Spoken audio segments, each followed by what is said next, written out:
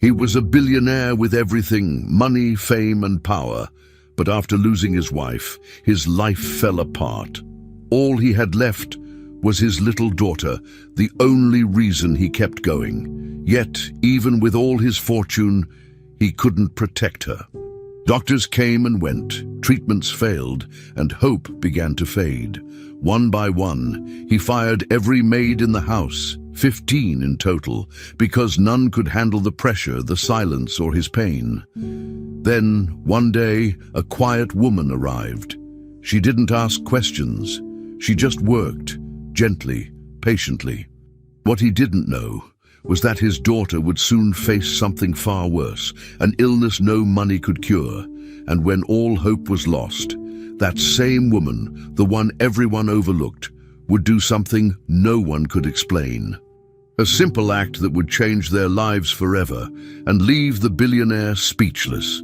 Before we continue with this story, don't forget to subscribe to the channel and like the video. Oh, and don't forget to comment below where you're watching us from. We love to know that. Richard Walters was once one of the most powerful men in the pharmaceutical industry.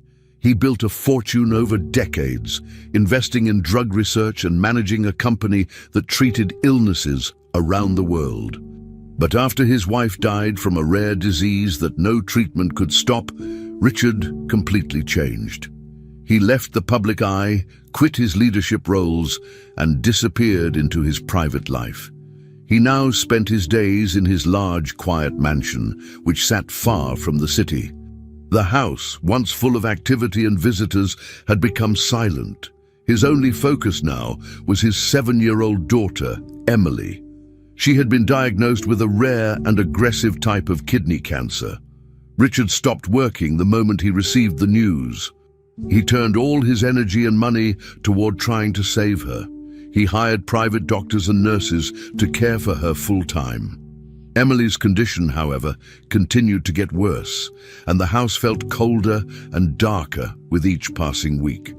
Emily's illness had changed everything.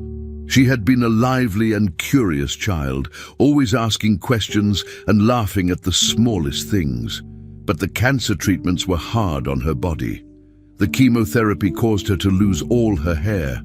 She became weaker, thinner, and quieter.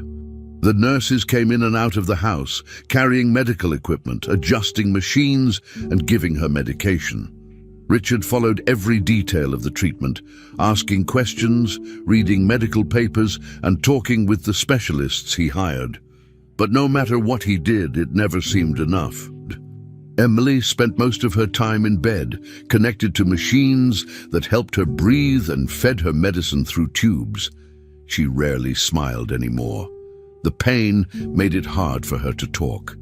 Richard sat next to her every day, reading her stories or just holding her hand while she rested. He refused to leave her side, afraid that something might happen when he wasn't there. The once beautiful mansion now felt like a hospital. The large rooms were filled with the sound of medical monitors and quiet footsteps. Lights stayed on through the night, and nurses worked in shifts. Richard had converted one of the bedrooms into a treatment room, where Emily spent most of her time. Her toys were packed away. There were no more drawings on the walls, no laughter in the halls. It was as if time had stopped. Richard barely ate or slept. He spent most nights in a chair by Emily's bed, watching her chest rise and fall with each breath. Sometimes he cried quietly, afraid to make noise and wake her. He would hold her small hand, feeling the difference between her fragile body and the strong grip she used to have. No amount of wealth, influence, or science seemed able to change what was happening. He felt useless and broken, knowing he was losing her day by day. Richard had tried everything money could buy. He contacted the best hospitals in the world, paid for experimental treatments, and even sponsored a new research project to study Emily's cancer. He arranged private video calls with specialists in Europe and Asia, looking for a solution that others may have missed. He spent hours going through test results, scans, and reports, but each new attempt ended in disappointment. The treatments made Emily feel worse instead of better. The doctors warned him that her condition was too advanced. Still, Richard refused to give up. He kept searching, kept paying, kept hoping that maybe the next idea would work, but deep inside he was terrified. He could see how tired Emily was. Her eyes no longer lit up when he walked into the room. She stopped asking for her favorite stories and didn't want to eat anything anymore. Richard began to understand that he might not be able to save her. The nights were the hardest. While the rest of the house was dark and quiet, Richard sat by her bedside, unable to sleep. The soft beeping of machines was the only sound around him. He watched her breathing, slow and shallow, and stared at the tubes that kept her alive. Sometimes she would wake up and whisper something, and he would lean in close to hear her weak voice. Most of the time she just slept, her small body still under the blankets.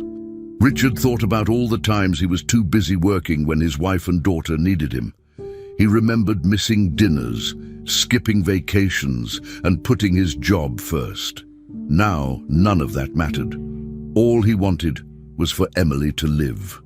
He would have traded everything, his money, his business, even his own life, to take her pain away. But nothing he did could stop the cancer. He had never felt so powerless. Despite all the care, all the treatments, and all the sacrifices, Emily's condition stayed uncertain. Every day was a battle between hope and fear. Some mornings she seemed a little better, and Richard would feel a spark of relief. But by the afternoon a new problem would appear, an infection, a drop in her blood pressure, or another sign that her body was struggling. The doctors were careful with their words, but Richard could read their expressions. They didn't think she would survive. He held on to hope anyway. He had to. As long as she was breathing, there was still a chance. But as he sat there, watching her sleep, he knew the truth. He had everything money could buy, yet none of it could fix this. Emily's life was slipping away, and all he could do was sit beside her night after night, feeling completely helpless. The Walters mansion had gone through many changes in recent months. After several caregivers had quit, the atmosphere had become even more tense. Most of them left after only a few weeks. Some said the pressure was too much. Others said Richard Walters was too demanding, or that the sadness in the house was unbearable. Then came Grace Miller. She arrived early in the morning on a Monday. She didn't bring many belongings and spoke very little. Her appearance was simple, and she didn't try to draw attention to herself.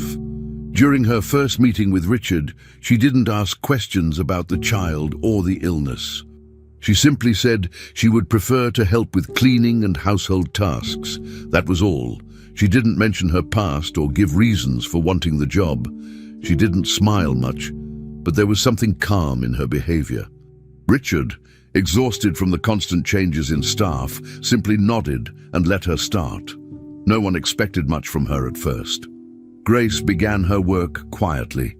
She didn't complain about the strict routines or the constant presence of medical staff.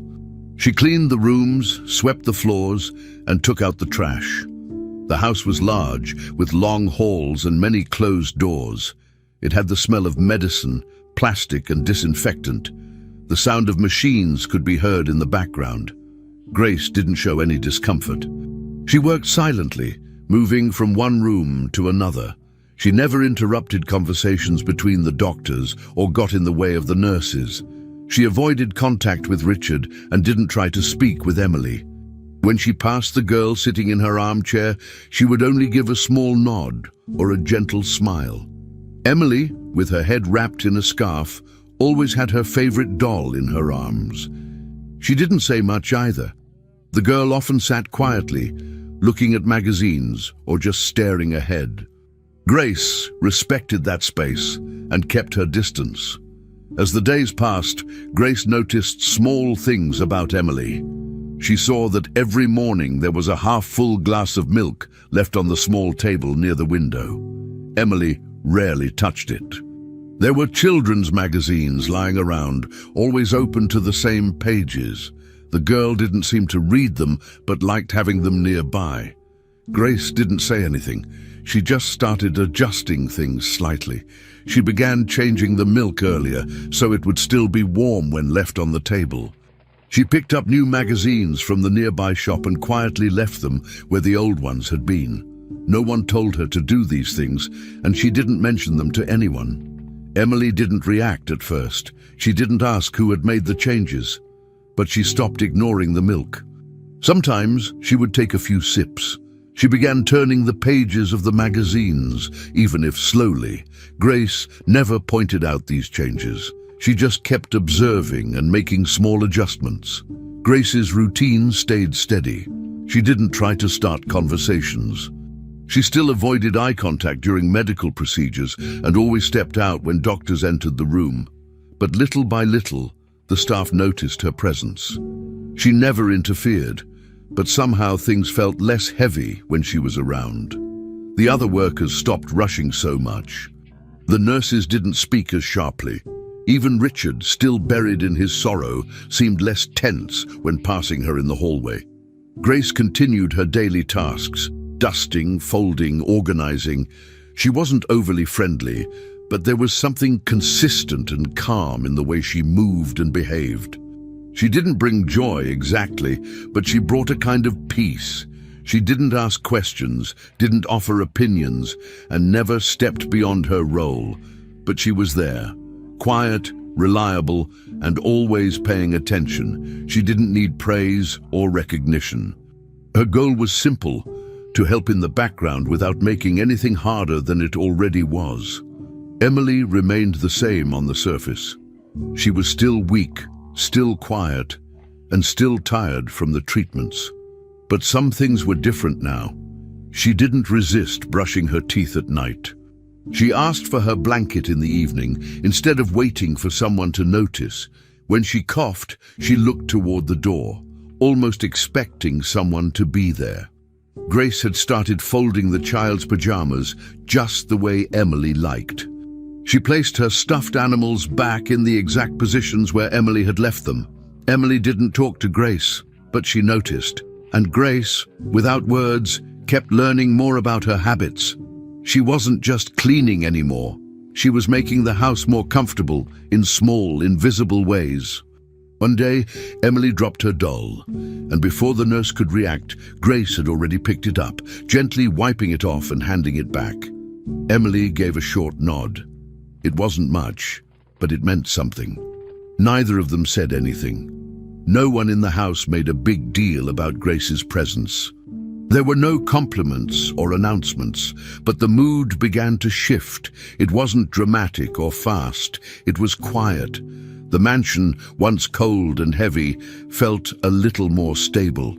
There were still bad days. Emily still had pain. Richard still carried sadness in his eyes. But the air didn't feel so suffocating. Grace never asked how Emily was doing. She never asked about the doctor's decisions or questioned the nurses. But she listened. She watched. She remembered details no one else did. If a certain pillow helped Emily sleep better, Grace made sure it was always in place. If the child responded better to softer lighting, she adjusted the lamps before nightfall. She never asked for thanks. She didn't need them, but her actions mattered.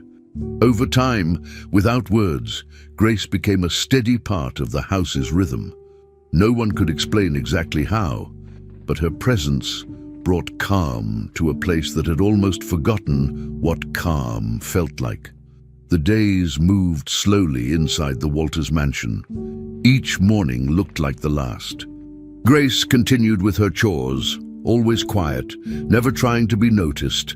She swept floors, wiped counters, folded clothes, and organized drawers. She didn't interrupt the nurses or get involved with the doctors. Her role stayed simple, but she was always paying attention. One thing she noticed more and more was how alone Emily seemed. The little girl didn't talk to anyone unless she had to. She didn't complain, but she didn't smile either. Most of the time, she just sat by the window in her room, holding her doll or looking outside. The garden was empty, the sky often gray. Emily would sit there for hours, barely moving. Even when someone entered the room, she didn't turn her head. It was clear she was tired, not just from being sick, but from everything else. The silence, the routines, the endless appointments. Grace saw it all, but never said anything out loud. Richard visited his daughter often, but there was always a strange distance in the room when he was there. He sat next to her bed and held her hand, but he looked uncomfortable, as if he didn't know what to say. His phone was usually in his pocket, and sometimes he read parts of the medical reports again, even though he already knew what they said. He wanted to be close, but he didn't know how. Emily would look at him with tired eyes, and he would try to smile, but the sadness in his face never went away. Sometimes he would talk about a new treatment or ask her how she was feeling, but the conversations were short. Grace watched him from a distance, noticing how hard he was trying and how helpless he felt.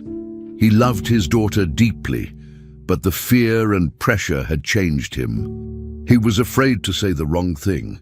He was afraid of losing her, and it showed in every small movement he made. One afternoon, while Grace was organizing the shelves in the hallway, she heard a soft sound from Emily's room. When she stepped closer, she saw the little girl sitting on the floor, not in her usual chair. Her small body was shaking, and her face was buried in her hands. On the floor in front of her was a single lock of her remaining hair. She had pulled it out herself. Grace didn't speak. She walked in quietly, picked up a clean tissue from the drawer, and handed it to Emily. Then she sat down on the floor next to her. She didn't ask questions or try to comfort her with words. She just stayed there, still, close, but not too close. Emily didn't push her away. She wiped her eyes slowly and looked down at the floor. They sat in silence for a long time. No nurse came in, no machines beeped, and no one mentioned medication. For the first time in weeks, Emily wasn't being treated like a patient. She was just a child who was sad. After that day, something began to change. Emily didn't say anything, but she didn't avoid Grace anymore. Grace continued doing her tasks, but she started spending more time in Emily's room. She didn't talk much, only said a few words when needed. Instead, she began humming songs, old tunes, soft and simple. Sometimes, when she was making the bed or organizing the drawers, she would hum quietly. Emily never asked her to stop. In fact, she seemed to listen. Her body stayed still, and her face more relaxed. Sometimes she even looked in Grace's direction just for a moment. It wasn't much, but it was different. Emily wasn't smiling yet, but the constant sadness in her face had lessened. Grace never pushed her to talk or interact. She just created a space that felt safe. A space where Emily didn't have to answer questions or think about test results. It was the first time someone sat near her without bringing a chart or a clipboard. Grace kept her routine. She cleaned the room, folded Emily's blankets, and adjusted the pillows. While doing so, she continued to hum or sing quietly under her breath. Emily began to notice the patterns. She seemed to wait for the songs each day, even if she didn't say anything. Grace sometimes placed a small flower in a cup by the window or brought a new magazine, open to a different page. These small gestures were never discussed, but Emily saw them. She even started pointing at things when she wanted something moved or fixed. It was her way of communicating, slow but steady. The nurses still came in and out, and the doctors still gave updates, but in between those moments there was Grace. She didn't replace the medical care or the attention from her father, but she gave Emily something else, something quiet and steady. Emily didn't seem as restless. She didn't cry as much, and while she still looked tired, there was more peace in the room than before. It was clear now that Emily had started to trust Grace, even if she never said it directly. The quiet bond between them had grown from that one afternoon on the floor. Grace never spoke about what happened. She didn't tell the nurses or Richard. She treated the moment with care, as if it belonged only to Emily. From that point on, Emily allowed her to stay longer. Sometimes she would even lean back and close her eyes while Grace sang. The atmosphere in the room became different, less clinical, more human. There were still hard days, days when Emily felt too sick to move or speak, but she didn't seem as lost. Grace remained nearby, never pushing, never changing her approach. She just stayed. That simple, quiet presence became a part of Emily's daily life. It was the first time someone sat with her without talking about her illness, without asking about the future or checking the clock. Grace simply stayed by her side, and that was exactly what Emily needed. It was a rainy night when Richard arrived at the mansion earlier than usual. His driver dropped him off at the main entrance, and instead of going directly to his office or checking in with the nurses, he decided to walk through the living room. The house was dimly lit, and the sound of rain hitting the windows filled the silence. As he stepped into the room, something made him stop. Across the room, near the fireplace, he saw Grace and Emily. They hadn't noticed him yet. He didn't move. He didn't say a word. What he saw froze him in place. Emily was sitting on a small stool, her back slightly hunched, her hands resting in her lap. Her head was completely bald now, not a single strand of hair left. In front of her, kneeling carefully, was Grace. Her hands were shaking as she held something close to Emily's head, a wig. But it wasn't just any wig. It was the exact same color and texture as Grace's own dark brown hair. Grace's eyes were red, and tears rolled down her cheeks, but she kept going, gently placing the wig over Emily's head. Her movements were slow and careful, like she didn't want to make a mistake. Emily didn't say anything at first. She let Grace adjust the wig, softly touching her head and smoothing out the strands. Then Grace reached for a small hand mirror from the table nearby and held it up in front of the girl. Emily looked at her reflection in silence. She touched the wig lightly, then turned her eyes to Grace. Her face was calm, but her voice was almost a whisper when she spoke. "You want to be my mom?" she asked. Her words were simple, not loud, but they hit harder than anything Richard had ever heard. He felt something shift inside him, something he couldn't explain. He saw Grace freeze, still holding the mirror, her face frozen in shock. She didn't answer right away. The room stayed quiet. Then, without saying anything, Grace put the mirror down and reached out to Emily. She pulled the girl into a tight hug. It wasn't a gentle or polite hug. It was firm, emotional, and real. Emily leaned into her, wrapping her small arms around Grace's neck. Richard could see her eyes close, resting her head against Grace's shoulder. Grace cried harder now, but she didn't let go. She held Emily like she had waited her whole life to do it. There were no words exchanged, no explanations or promises, but something important had happened in that moment. Richard, still standing at the entrance to the room, felt the tears forming in his own eyes. He didn't try to stop them. He didn't want to move. He just watched. For the first time in a long time, he wasn't thinking about treatments, medical bills, or test results. He was seeing his daughter not as a patient, but as a child. And he was seeing something else too, something real. That scene, simple as it was, changed everything for Richard. For months he had been surrounded by experts, technology, and solutions. He had bought the best treatments, hired the most respected doctors, and followed every possible lead. But in that room, in front of that quiet moment between Grace and Emily, he understood that none of that mattered as much as he thought. Grace hadn't come from a hospital or a research lab. She didn't wear a white coat or carry a chart. Yet in the middle of all the silence and pain, she had brought something that no one else could. Her tears weren't out of pity or duty. They came from something honest. And when she hugged Emily, she didn't do it to comfort or distract. She did it because she truly cared. Richard had never seen Emily look at someone like that. He had never seen her ask something so direct. That question, so small but so powerful, showed him what was missing in their lives. For a long time, the mansion had felt like a hospital. It was clean, quiet, and efficient, but it had no warmth. The people inside did their jobs, but they didn't stay. Grace had been different from the start. She never talked about herself, never asked for more than what was given, and never tried to take anyone's place. But little by little, she had built something with Emily. It started with a quiet presence, a clean room, a soft song, and now it had grown into something Emily trusted. Richard saw it clearly now. Grace didn't want to impress anyone. She just wanted Emily to feel safe. When Emily asked her that question, she wasn't confused. She knew what she was asking. She wanted someone to be with her, not as a nurse, not as a guest, but as a mother. It was the kind of connection Richard had been too scared to hope for. But here it was, happening in front of him.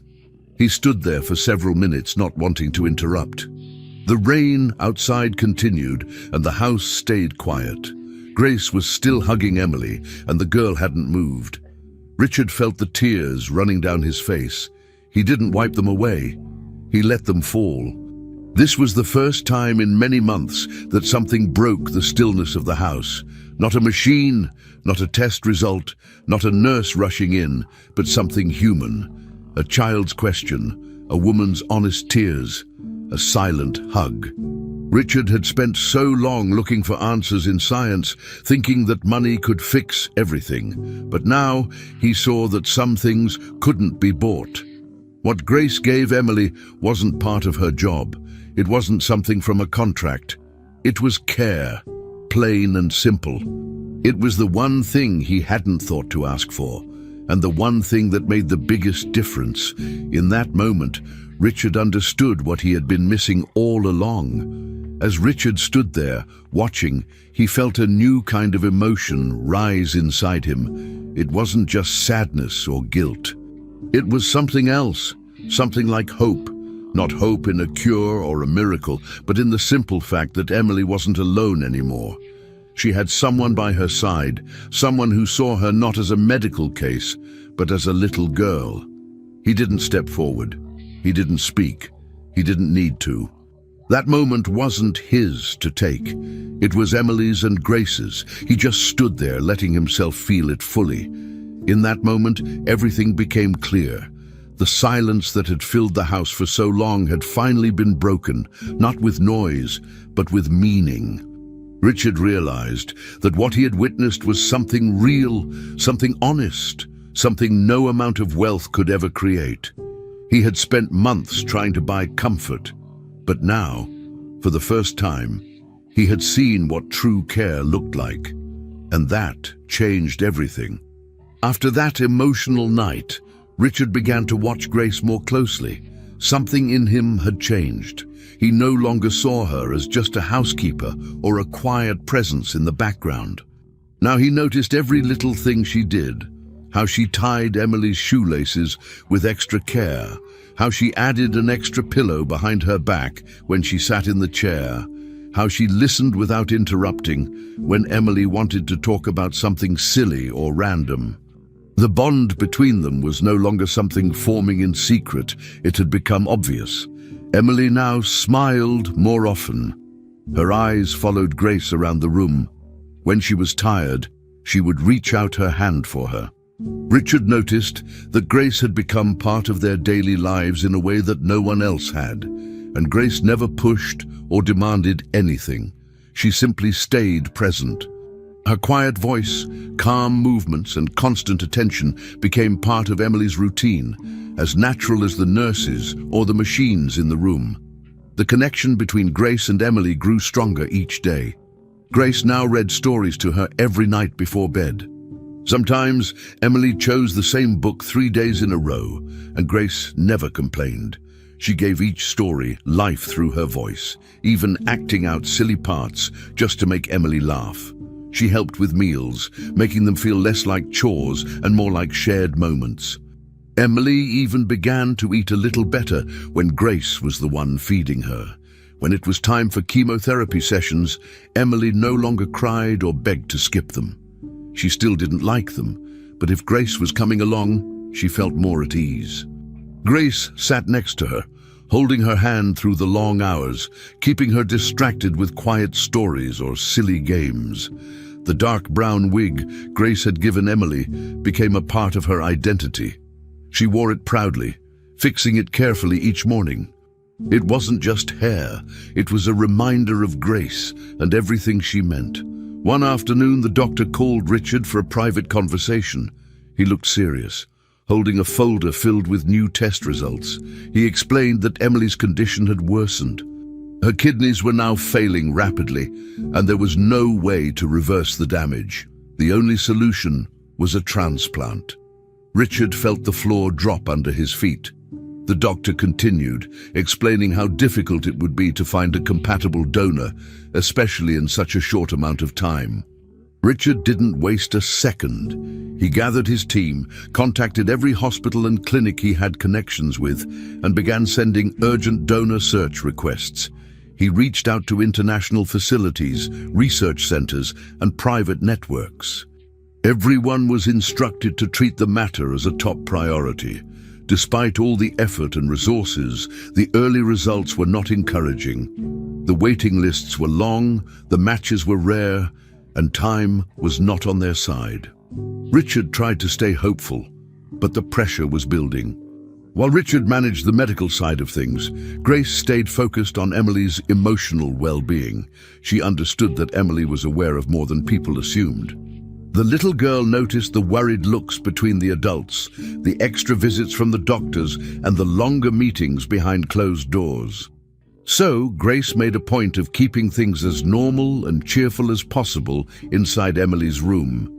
She brought in fresh flowers every few days, changing the colors and placing them in vases on the windowsill.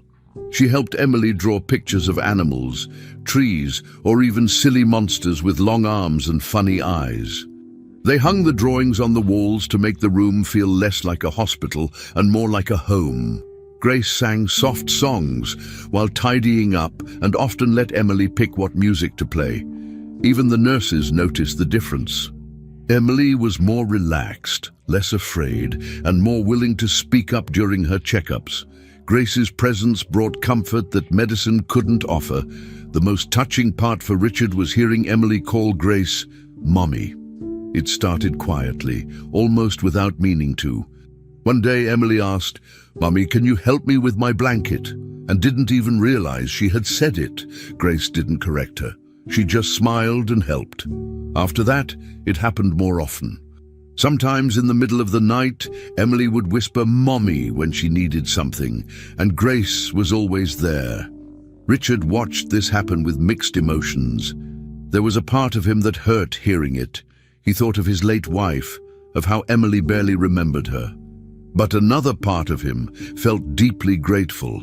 Emily wasn't calling out in fear or pain. She was reaching for someone who made her feel safe and loved. Grace never asked for that title, never expected it. Yet Emily gave it to her naturally, without anyone telling her to. It came from trust, from comfort, from something real that had formed between them. Richard continued to fight, calling doctors daily, checking for donor updates, and refusing to accept defeat. But at the same time, he had come to understand something important. The most valuable thing in Emily's world right now wasn't a medical breakthrough. It was Grace. Her kindness, her attention, and her quiet strength were holding everything together. Richard watched as Emily, even in her weakest moments, looked for Grace. Whether it was during a painful injection or a moment of silence, Grace was the person she needed. And Grace never failed her. She never asked for time off, never complained, and never showed fear in front of the girl. She was always calm, always present. As the search for a donor continued with no success, Richard began to see that even though he couldn't fix everything, he had found something that gave Emily hope. In her own way, Emily had chosen Grace, not just as her caretaker, but as someone she believed in. And that meant everything. The search for a kidney donor had become a long and frustrating process. Richard had spared no resources. Dozens of people were tested, including hospital volunteers, distant relatives, and even people outside the country through private programs. Still, none were a match. Every time the phone rang, Richard hoped for good news. But each time the answer was the same: no match found. The pressure was growing. The doctors warned him that time was running out. Emily's condition was worsening, and if a donor wasn't found soon, her chances would drop drastically. Richard spent most of his days making calls, signing papers, and reviewing files from potential donors. The hope that someone would eventually match was all he had left. The entire staff felt the weight of the situation.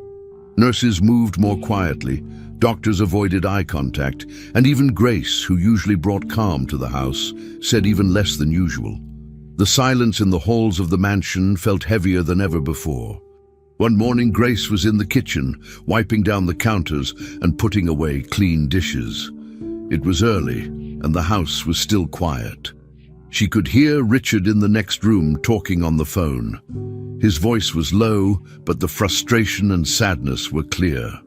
He was telling someone that all the tests so far had failed, and that he didn't know what else to do. Grace paused, listening without meaning to. There was a long pause in Richard's voice. He sounded like a man who had reached his limit. After the call ended, Grace didn't say anything to him. She just continued with her routine. But later that day, without talking to anyone else, she quietly approached the hospital staff and asked if she could be tested. She didn't tell Emily. She didn't tell Richard. She didn't even act differently around the house. Grace continued to work, help with meals, read stories, and bring flowers to the room, just like she always had. 2 weeks passed. Nothing seemed different on the surface. Emily's condition was stable, but fragile. The transplant team was still running tests, and the list of failed donor matches continued to grow. Then, one afternoon, the head doctor asked to speak with Richard privately. He led him into the consultation room and handed him a folder. "We found a match," he said. Richard looked at the paper and then looked up, confused. "Who?" The doctor looked at him and said, "Grace Miller." Richard stared at him for several seconds without speaking. He had no idea she had even taken the test. "Does she understand what this means?" he asked, still in shock. The doctor nodded. She said there's nothing to think about. She wants to do it. Richard didn't know what to say. Grace, who had quietly taken care of his daughter, was now willing to go through surgery to save her. He felt a wave of emotions: gratitude, disbelief, fear, but mostly respect for the woman who had changed everything. That evening, Richard found Grace sitting in the garden. He walked over and sat down across from her. For a few seconds, he said nothing. Then finally he asked, "Why didn't you tell me?" Grace didn't look surprised. She simply said, "Because it wasn't about me. It's about Emily." He nodded slowly, still trying to understand the depth of what she was offering. "You could get hurt," he said. "I know," she replied, "but she needs this. And I want her to live." Her voice was calm and steady, the same way it always was. There was no drama, no big speech, just a quiet certainty. Richard wanted to argue, to protect her from the risks, but he also knew that without a donor, Emily wouldn't survive. Grace had made her decision. The next morning, the hospital began the official preparations. They scheduled the surgeries, assigned the medical teams, and started the necessary paperwork. The news spread quickly, and everyone at the hospital was moved by what she was willing to do. Over the next few days, the house was filled with activity. Doctors visited often, checking both Grace and Emily. Nurses explained the procedures, and papers were signed. Richard stayed close, making sure every step was handled carefully. The hospital team treated Grace with a new level of respect. She wasn't just a staff member anymore, she was a donor, a lifesaver. The medical director even came to the house to personally thank her. Grace didn't seek attention. She avoided long conversations and kept doing her usual tasks, but there was a change in how people looked at her. She had done something no one expected. Emily was told that someone very special had been found to help her. The doctors kept the explanation simple, not going into too much detail. They wanted her to stay calm. When she heard the news, Emily smiled, a real smile, full of joy. It was the first time in months that her face lit up. She didn't fully understand what was happening, but she felt hope. That small smile was all Grace needed. It told her that everything was worth it. Emily didn't cry or panic. Instead, she asked what kind of help she was going to get. The doctors explained that someone had offered something very important, something that would help her body get stronger again. Emily hugged her doll and said, "That sounds nice." She didn't ask who it was. She didn't know that Grace was the one giving her part of herself. But her calmness showed how safe she felt. The rooms in the mansion didn't feel so heavy anymore. There was still fear, still uncertainty, but there was also something new: hope. Grace continued to stay by her side, singing softly, helping her get dressed and brushing the wig gently. Richard watched the two of them together and understood, maybe more clearly than ever, that Grace wasn't just helping. She was giving Emily a real chance to live. And that kind of gift went far beyond anything money could buy. The surgery took place on a cold and quiet morning. The hospital halls were empty, and everything felt slower than usual. Grace was taken into the operating room first. She didn't say much before being rolled away on the stretcher. She gave Richard a small nod and a tired smile, but her face was pale and serious. Richard stood in the hallway, his arms crossed tightly over his chest, staring at the closed doors. Nurses moved around him, speaking softly, preparing instruments and confirming instructions. He didn't speak to anyone unless necessary. When the doctors came to take Emily into surgery, Richard walked beside her bed until the last possible moment. She was sleepy from the pre-surgery medication, holding her doll close to her chest. She gave him a small wave before the doors closed. Then, all he could do was wait. The next several hours passed slowly. Richard paced, sat down, stood back up, and checked his watch over and over again. He had never felt so helpless. After what felt like an eternity, one of the doctors came out to speak with him. The transplant had been completed. It had gone as planned. No unexpected complications. Richard nodded slowly, taking a deep breath, but the doctor reminded him that they still had to wait. Emily had been moved to the ICU and would be watched closely for the next several days. The first 72 hours were the most important. Richard thanked the doctor and went to check on Grace.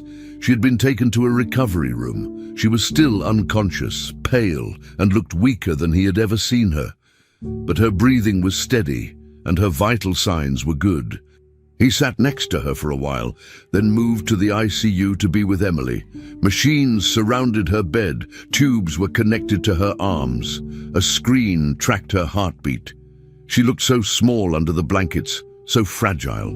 Richard sat in silence, his thoughts racing between hope and fear. The days that followed were filled with uncertainty.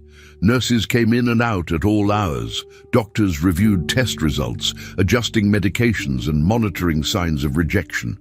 Emily remained asleep most of the time, her body working hard to adjust. Grace, in a separate room, slowly regained consciousness. She was weak and in pain, but her expression remained calm. She didn't ask for anything, and only nodded quietly when nurses checked her vitals or changed her IVs. Richard divided his time between them. He spent a few hours with Emily, then walked down the hall to sit beside Grace. He barely slept. He didn't leave the hospital. Every time a doctor approached him, his heart beat faster.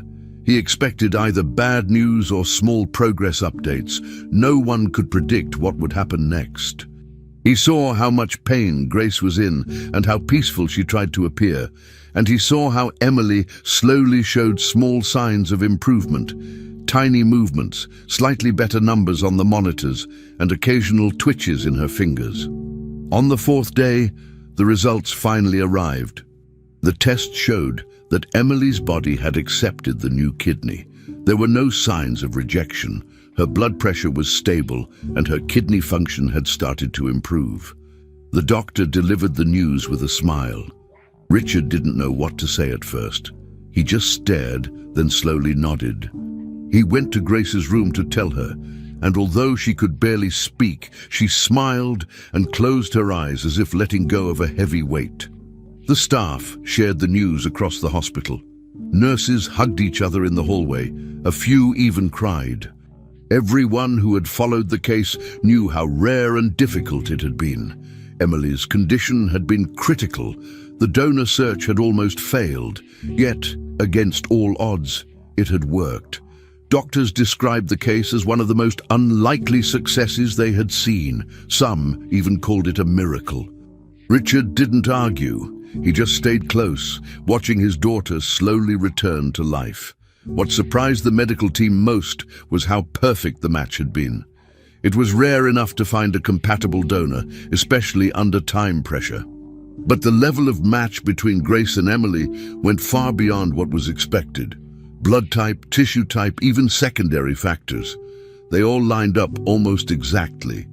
The head surgeon called it unusual, almost unexplainable. He reviewed the files several times, making sure there hadn't been a mistake in the tests. There hadn't. Grace, who had come into their lives quietly, had given Emily not only care and comfort, but now a part of her body that was helping her survive.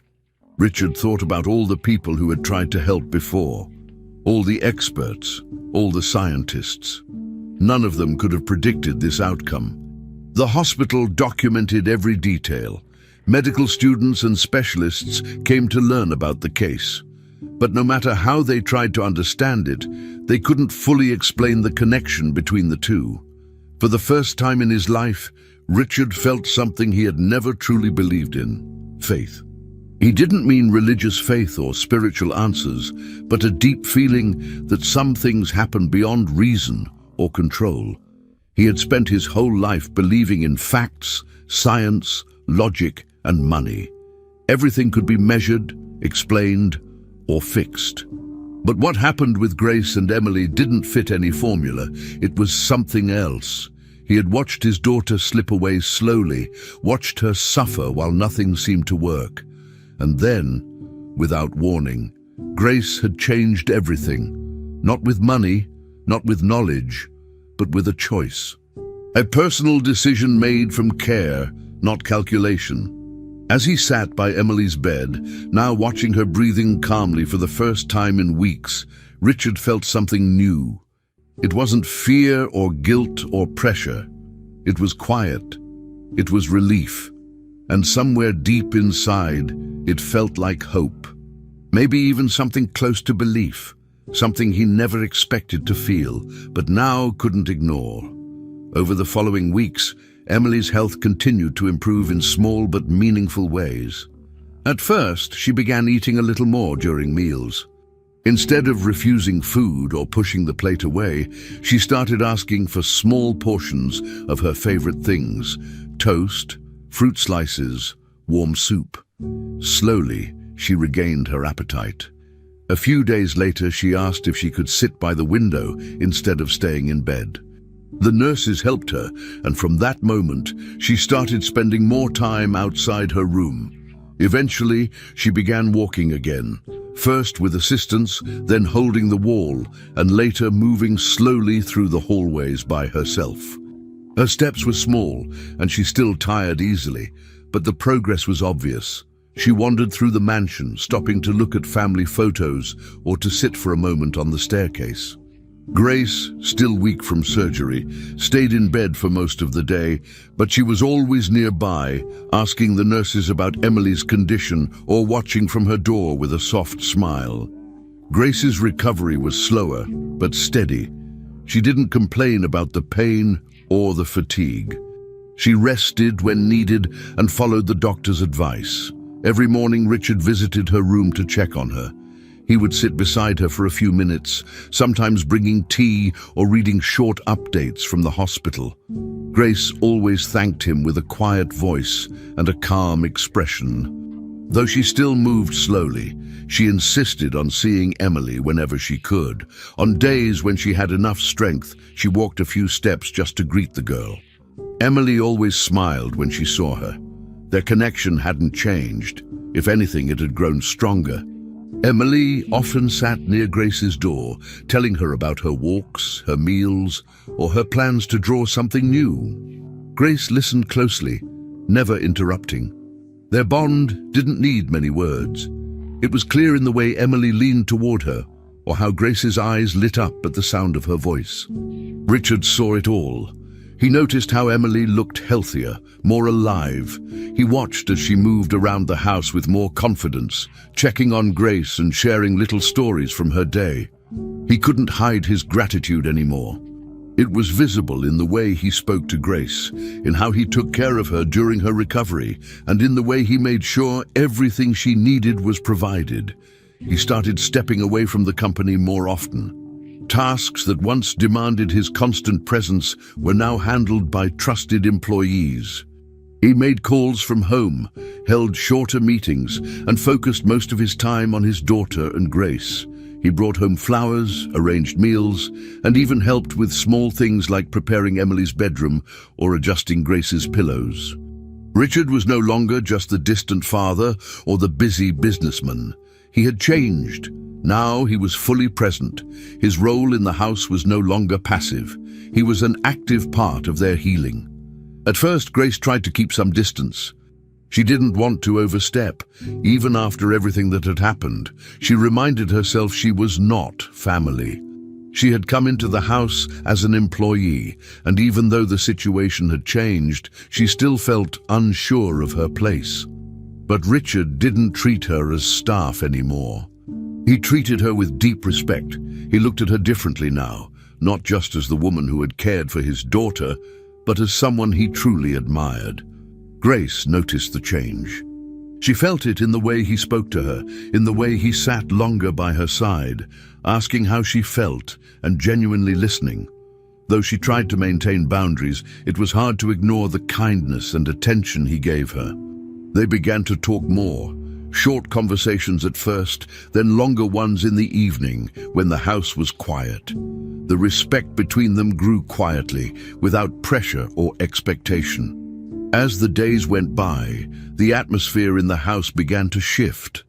The silence that once filled every corner was replaced by small sounds. Emily's footsteps down the hall, Grace's quiet humming, and Richard's voice reading out loud during bedtime. There were smells again, warm soup in the kitchen, clean sheets, fresh flowers on the table.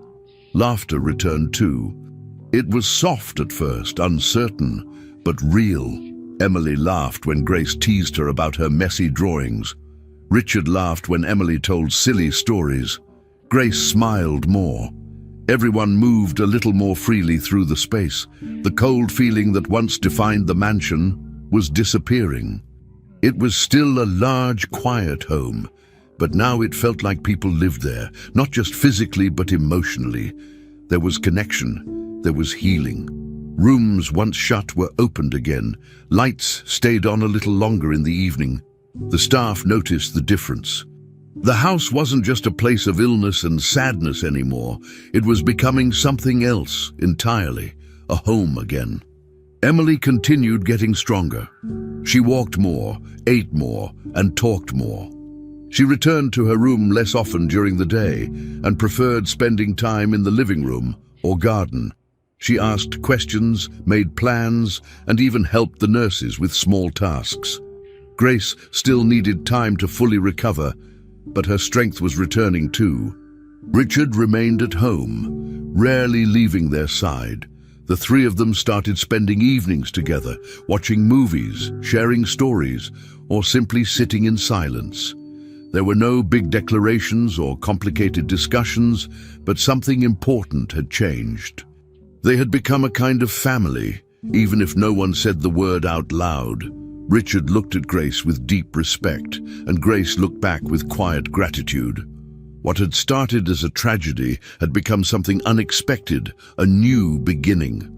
And though none of them knew what the future would bring, the house now felt different. It had life again. And that life, slowly and carefully, was coming back to stay. Months had passed since the transplant, and the day finally came when the doctors said Emily was well enough to go home for good.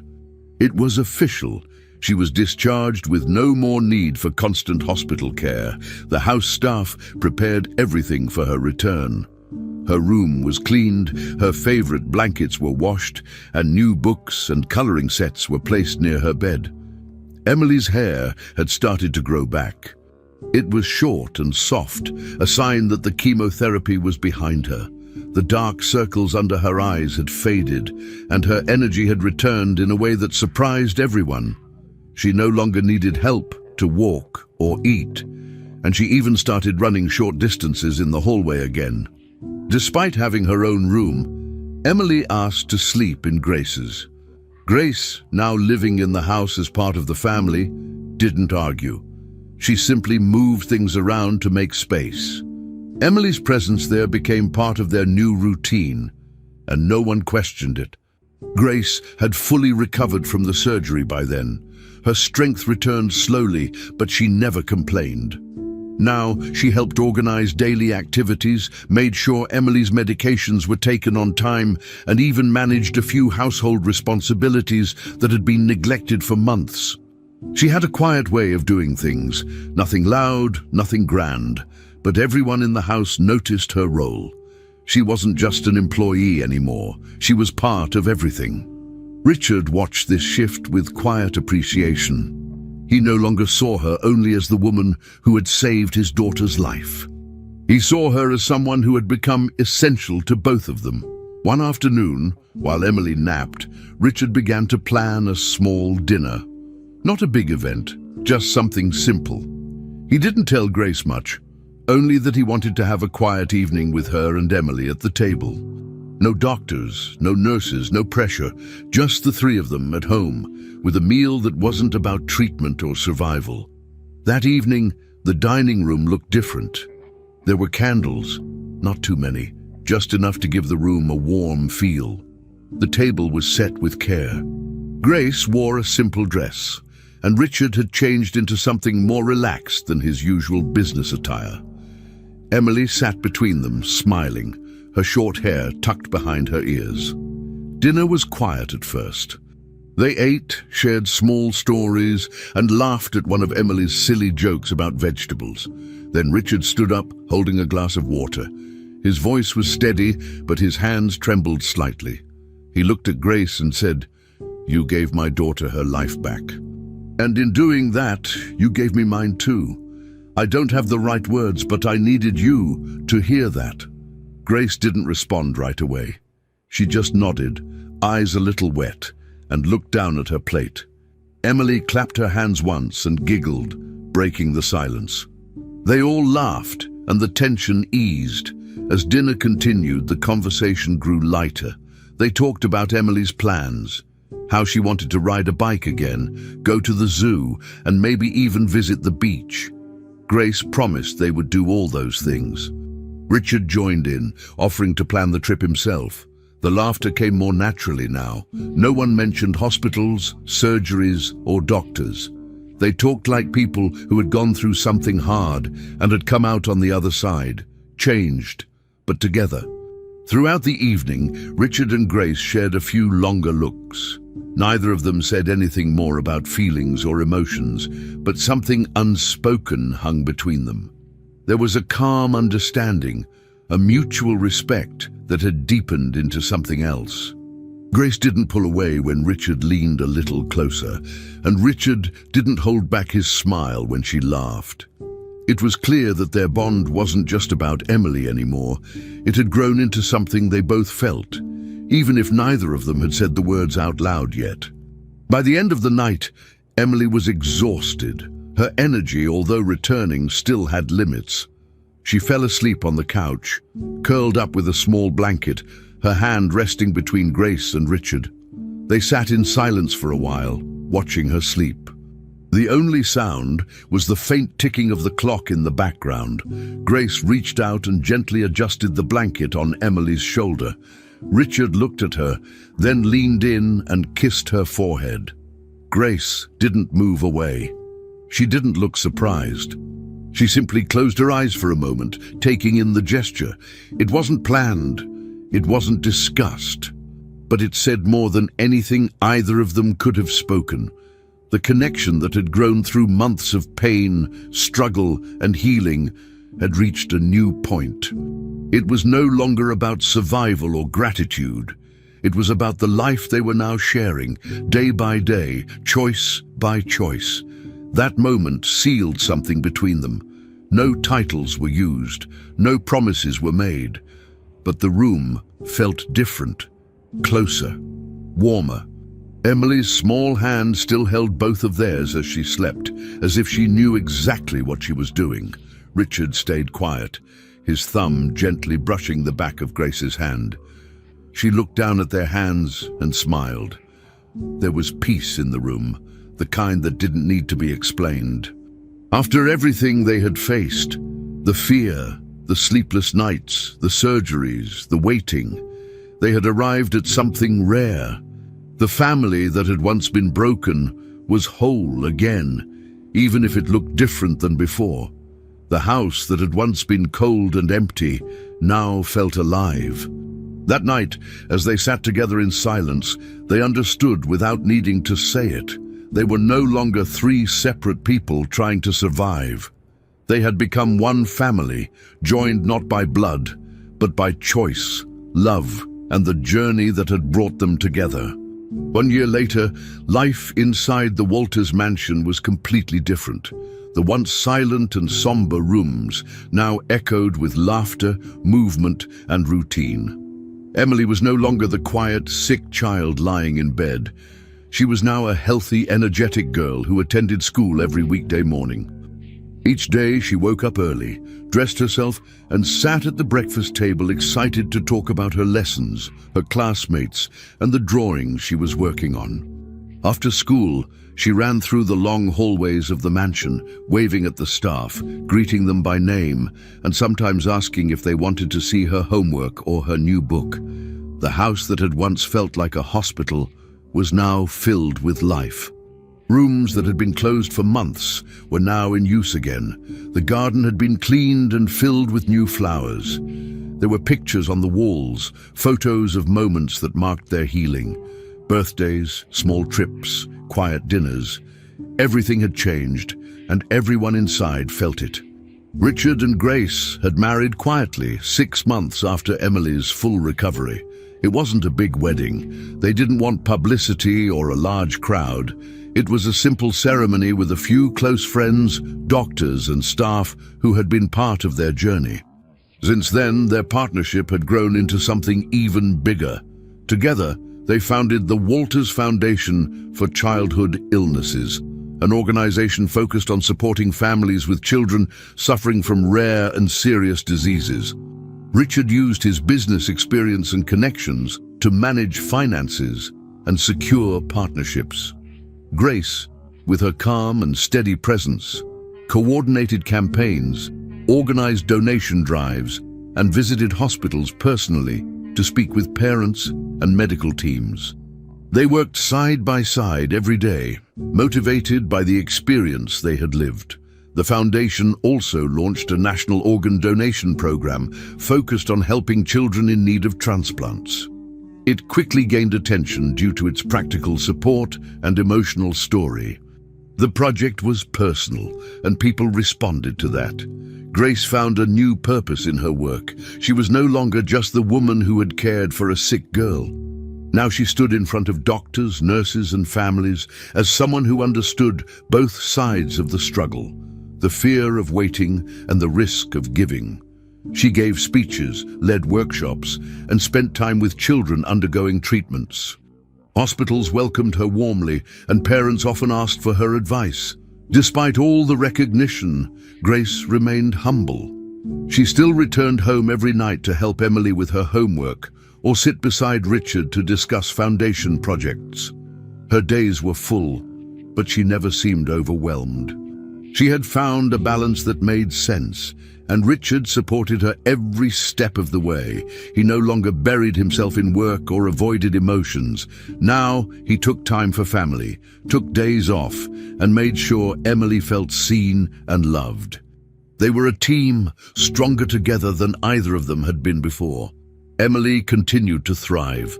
Her health stayed strong and her confidence grew. At school, she made friends easily and even joined a small art club. She loved to draw, especially scenes of houses, flowers, and families holding hands. Teachers often commented on how kind and thoughtful she was.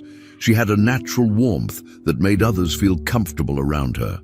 At home, she stayed close to Grace, helping her pack materials for campaigns or asking questions about the children in hospitals. She had not forgotten where she came from or how close she had been to losing everything. Her bond with Grace was deeper than words. She didn't call her stepmom or Grace.